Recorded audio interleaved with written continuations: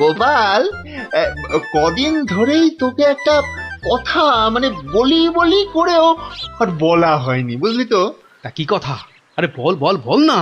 না মানে আমার মনে হয় তোর এবার একটু ব্যায়াম ট্যায়াম করা দরকার। মানে তোর যা জ্বালার মতো ভুঁড়ি, তুই বরং একটু নড়ে চড়ে অন্য কোথাও গিয়ে নিজেই একটু চাল ডাল জোগাড় করে ফুটিয়ে এখনকার মতো পেটের খিদেটা মেটা।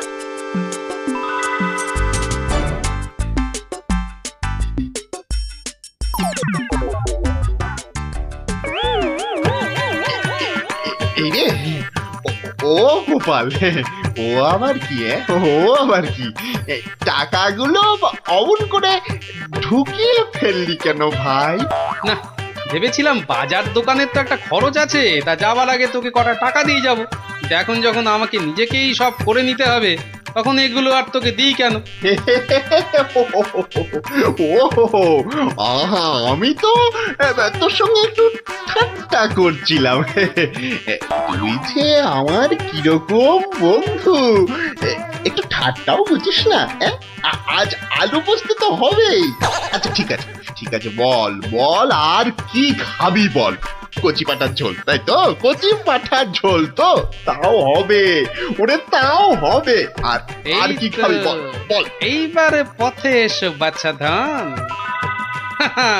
এবার বলুন তো মহারাজ, আমি ঠিক করেছি কিনা? আহ, আমাকে একটু একলা থাকতে দাও তো গোপাল। এই সব সময় রসিকতা একদম ভালো লাগে না।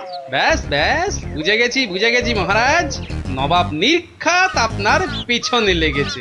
কি ঠিক কিনা? বলুন বলুন। ইয়ে, ওই আর কি। তা কি হয়েছে আমাকে একটু খুলে বলুন তো। না না, এমন কিছু নয়। তবে আহা, অমন কিন্তু কিন্তু করছেন কেন মহারাজ? বিপদ বিপদ, মহা বিপদ। আরে বাবা, এবারে এবারে নবাব আমাকে আকাশের তারা গোনার ভার দিয়েছেন। উফ, আমাকে যে তিনি কি ভেবেছেন?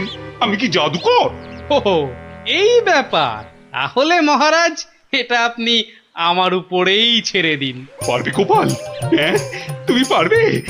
কিন্তু আকাশের তারা গোনা, এ তো সোজা কাজ নয়। কি যে বলেন মহারাজ, আমি যদি পৃথিবী মাপতে পারি, তাহলে আকাশের তারাও গুনতে পারবো। কি ঠিক কিনা? মনে আছে তো?